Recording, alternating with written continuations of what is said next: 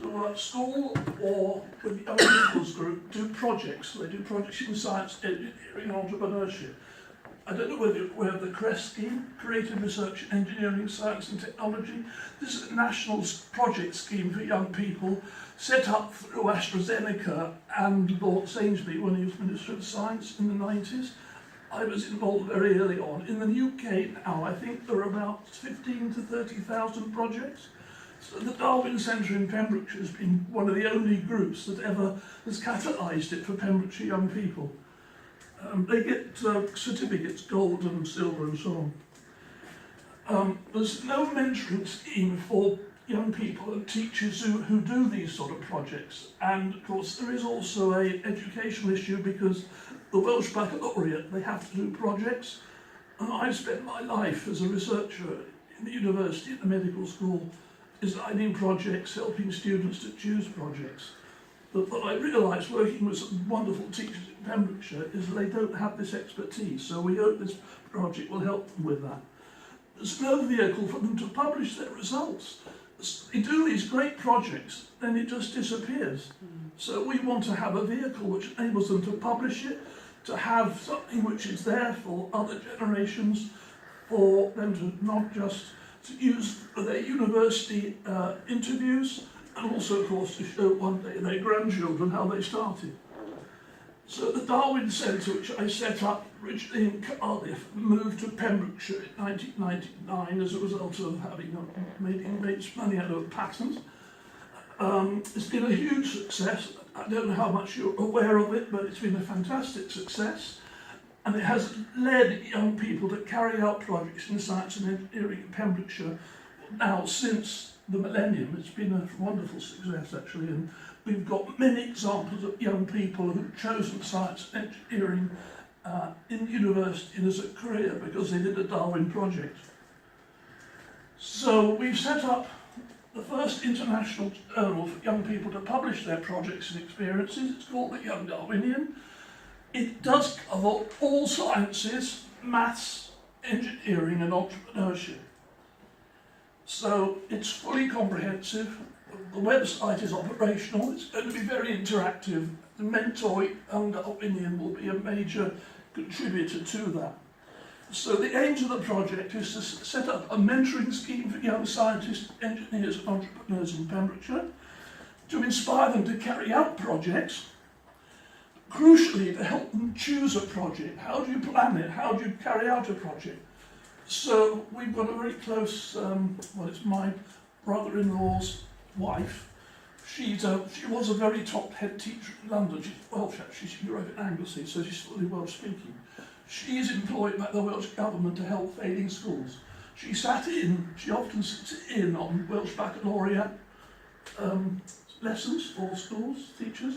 Teacher comes in and says, I want you all today to choose a project. And the students look at him and say, what is a project?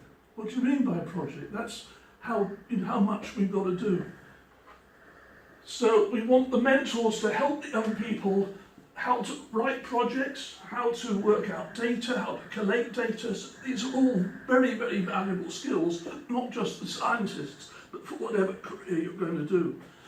And we're aiming, because I'm an international scientist, I have links all over the world, to provide an international mentor and student network. We want to be able to link up our teachers and students in Pembrokeshire internationally. So a very rough guideline to the funds we've asked for. Obviously, full application there will be from detailed costings, but I spent my life applying for research grants, so I do have quite a lot of experience how to cost things out. So we're asking for two mentors, one in science and the other in engineering, who also be mathematicians because you do a lot of maths. They are very different subjects, so it will be very useful to have both represented.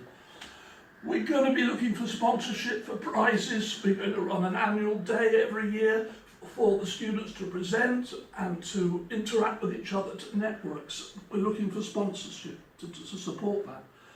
There's a major training aspect of this. We've got to hire places, we've got to produce literature and so on. We're aiming to develop a major mentor program with lectures, workshops, field trips.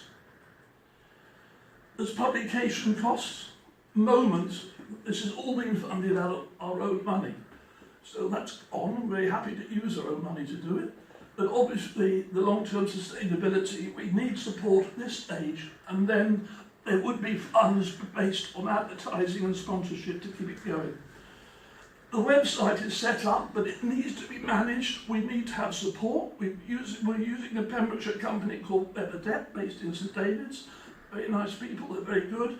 They will also support the social media, because obviously this is a vital thing for young people nowadays. I've set up Facebook, Instagram and Twitter, but I have to say I'm not as good at it as my children are, who do it very, very quickly. So we must have that operational. It is operational. There's a lot of travel involved, obviously, in Pembrokeshire, but also we want the mentors to come out of Pembrokeshire and interact with people at the universities, Cardiff, Cambridge, Swansea, and so on. So they will develop intellectual property they can bring back to Pembrokeshire. We need some consumables and equipment. I want to get a 3D printer. This is fantastic modern technology. I think there's only one in Pembrokeshire I know about. But the opportunity to use this to develop models for their education programme. And we've set up a laboratory in Milford Haven, a building owned by the Port Authority, which has microscopes, laboratory facilities, and also backup for scientists to supervise the projects. But one of the great advantages is it's right next to the quayside, so we've got boards which which are on ropes, which organisms grow on, and they can then collect live organisms and do the projects in the laboratory. So the Young Darwinian will have articles by students, articles by mentors and teachers, editorials. In fact, I'm just writing one on Brexit, sorry to say, but we have to do this. The Erasmus scheme, we've got to keep that. I've had some wonderful students at the university from the Erasmus scheme. We must make sure that's protected. We've got articles we call Curious People. This is my life. Now, I'm lucky enough, I know several Nobel Prize winners around the world, and we hope they'll write about their life. But we also want to have grassroots people, even people who have relatively recently finished their PhDs, so they can inspire young people as to why did they choose the subjects they chose, how did they get into it, what have they found out, what's inspired them, what's made them curious. So it's about curiosity. I've set up a thing called this is going to be interactive, Dr. Darwin's Curiosity Shop, like why are corals coloured, why does a glow won't glow and a jellyfish flash. We've also got some humour, Dr. Nirowad's Laughter Lab, and if you look at Nirowad, look at it backwards, you'll see it's Darwin. So we've got a continually running of jokes to keep the kids, it's got to be fun. So here's one joke, physics joke. 2 neutrons go into the A bar for a drink, and one of them says to the other, very sadly, I've lost an electron. The other one says, are you sure? And the other guy says, yeah, I'm positive. So anyway, there's some little things like that which hopefully will give us. There's going to be latest science news. Obviously, I have Nature every week, and we keep abreast of the science news. So we're going to have little clips on the latest breakthroughs in medicine, a space probe. There was an amazing fish, I don't know whether you saw it, which when it bites you, you can't feel it, because it produces a heroin-like substance which narcotizes it so you can't feel the bite. I'm still a very keen musician. I used to be a very serious musician. I did a lot of singing in Pembrokeshire actually, but at the Fishguard Festival and others. So we've got a project where we're teaching the students how to convert DNA and proteins into music. It's called DNA Stings, which is quite fun, but it also gives very useful education into how proteins work, how DNA works. So there's a code which converts the letters of a protein sequence into individual notes. And I've done a few examples of it already. It's a bit of fun, but it also gives a different way of looking at proteins.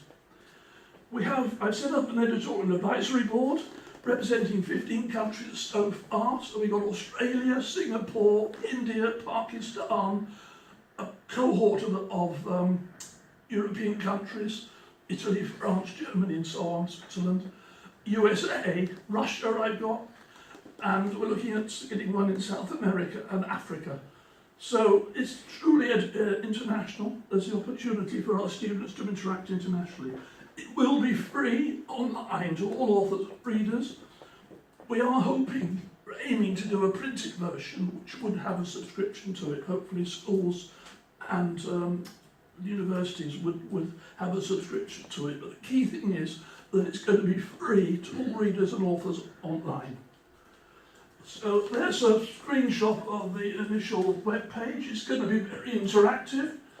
So when you click on that, there's a registration document, and it's going to be continually developing with projects. Obviously, we want Mentor Young Darwinian to be a major component of this website. There's a little part of it, but obviously we hope to develop that much more over the next few weeks. So there's a lot of documents and videos which show the how to choose, plan and carry out and write up projects. Here's some examples of some projects they've done. That's in the Darwin Lab at Pembrokeshire. That's in fact my garden at Milton. I do a lot of work with bioluminescence, which has got the wow factor, which always excites kids, and they're very surprised to learn that I spent 40 years working with bioluminescence, and quite unexpectedly, it's revolutionised biomedical research, and it's created 3 individual billion-dollar markets. Who would have thought of that? By studying glowworms and jellyfish. My invention, which we developed at the Heath with colleagues, is now used in several 100 million clinical tests per year, but the idea for me came from a luminous jellyfish. And these are the sorts of things we want to get across to young people. So here's just a very quick example of some projects. Why does a jellyfish flash? We've got a project looking at that with animals that glow in Pembrokeshire. Water fleas, they live in all the ponds. You can find them all the time. And it has a heart 0.1 millimetre long, which I've shown responds to the agents that affect the human heart. It's transparent, you can see it at the microscope, you can count the heartbeat, you can convert it to a trace, so they can actually use this little animal to study how the human heart works. It's quite a remarkable thing. What's a glowworm's favourite colour? We did a project at Freshwater East with that, and one of the national park wardens was staggered because he had the red light stick and he was covered with male glowworms in about 10 minutes. That was quite a shock to him. Why are corals coloured? That's a project we did last year with some students. They're writing that up in my labs in Milton. And the first answer is, of course, corals and anemones are coloured beautifully so that David Attenborough can take very nice pictures of them. But in fact, it's a question which nobody actually thinks about. It's very, very important to global warming because the Great Barrier Reef is in trouble and it's losing its colour. We did a project, why do some mothers put lemon juice on their children's hair, thinking that it's going to strengthen their hair? So we did an experiment where we made weights and incubated it in vinegar, lemon juice, in water to see whether that was true or not. So the outcomes of Mentor Darwinian is we believe it'll have huge benefits for young people. It'll give them inspiration to carry out projects. It'll give them transferable skills and knowledge that young people and teachers and mentors they can use in other parts of their life. Even if they don't become scientists or engineers, there's still these skills will be very, very important. It will develop a major mentoring training program. As I say, we're aiming to develop lectures, workshops, field trips, and literature, which will be obviously developing and will be ongoing, and that will be available after this specific part of the project is completed. We'd like to feel it's an international flagship for Pembrokeshire. Wales needs to reach out. I think Pembrokeshire, if I may be so bold, needs to reach out. There's an opportunity here for us to do it. It will enable us to develop international partnerships with schools, with businesses, with universities, which we don't have at the moment. It gives us a network which we can develop throughout Wales and the UK and internationally. So I have contacts obviously throughout Wales, Swansea, Bangor, Newport, as well as Cardiff. Sustainability is important, so the aim is to get this worked out for the next 2 years. Then there will be revenue which will come from sponsors and advertisers. We've already had people approaching us to advertise on this site. We're looking at universities, companies sell products to schools, for example. But universities have a very large advertising budget to attract students. And don't forget that I am still based in the School of Pharmacy in Cardiff University. Most of our foreign students, and it's probably about a third of the course, are Chinese and African. They're not European. This is an opportunity for us to attract those brilliant students. So we've already got partners. So with my pattern income, which wasn't what these bankers earn, I have to tell you, that the medical school made about 20 million out of it, but I didn't get anything like that, but I got more than I expected as a scientist. So we decided to take a risk. We found a fantastic house in 10 acres at Milton. It's a big Victorian mansion with a separate building. We set it up as a science centre, so it's got 2 laboratories, it's got a seminar room with a little stage. I've got quite a nice library with natural history, all Darwin's works, all Wallace, most of Alfred Ross Wallace's works. So it's a resource we want to use. There will be no charge. We're not asking. We're putting that is into the project as part of our own contribution to it, and it's why we were able to bring the Darwin Centre to Pembrokeshire. So we've set up a spin-out called Wilson Press, so that will be the vehicle that would handle the funding of this.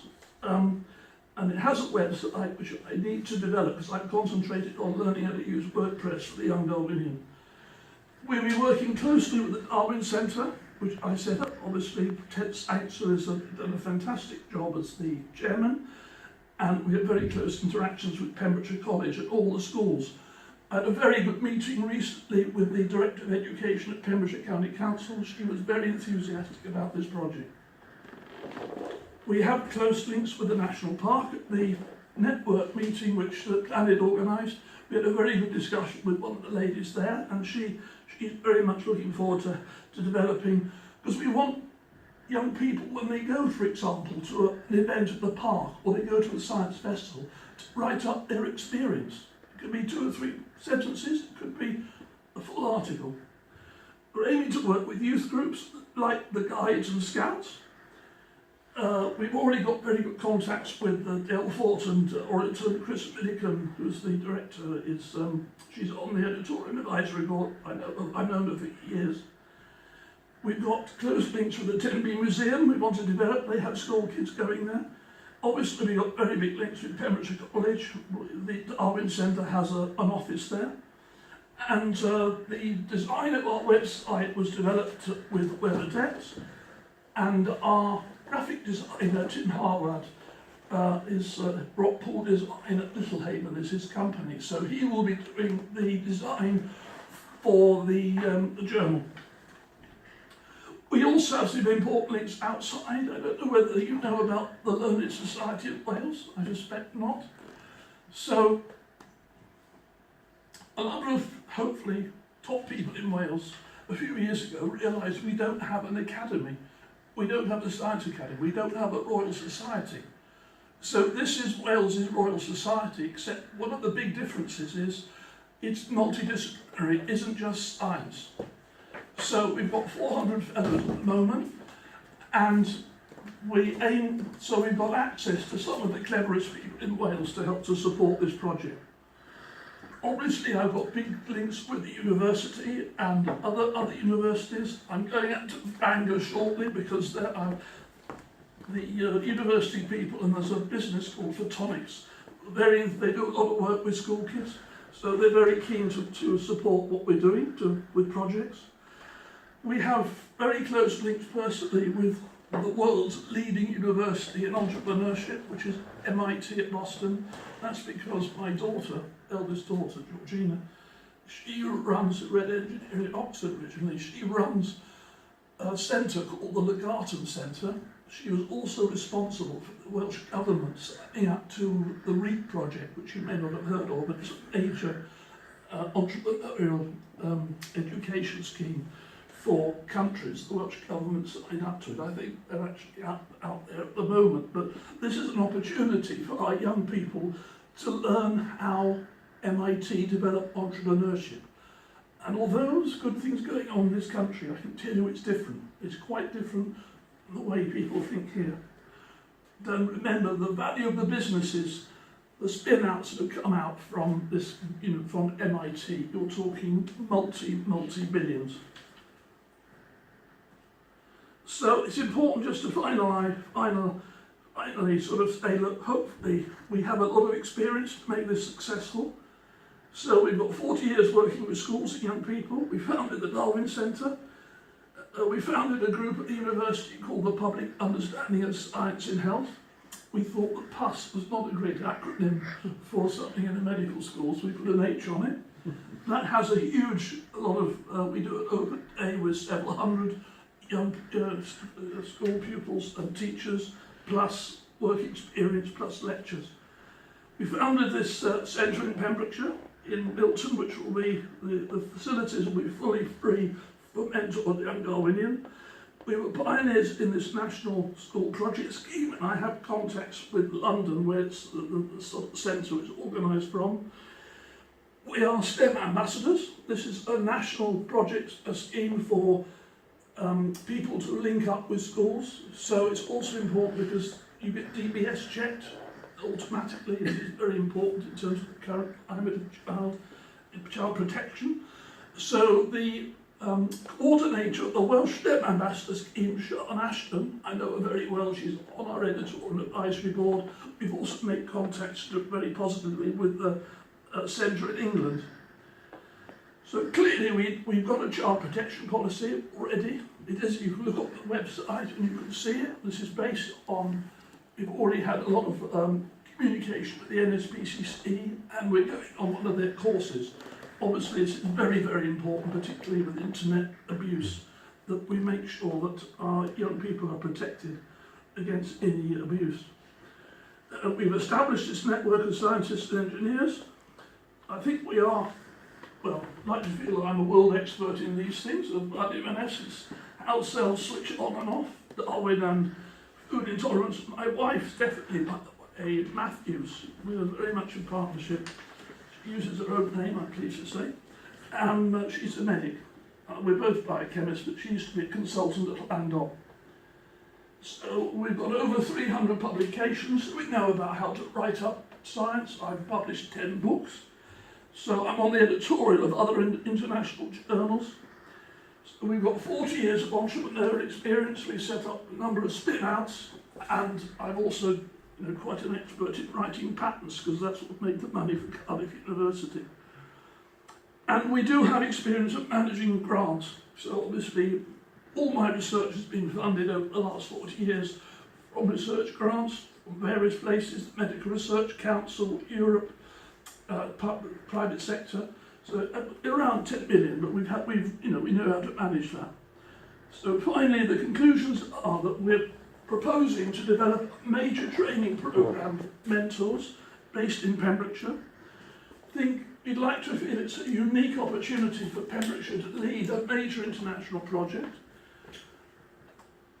It clearly has long-term benefits, not just the aspirations of our young people, but giving them skills which they can transfer to whatever profession they choose. So this is not doing what a good teacher can do, but it's adding on to what teachers do.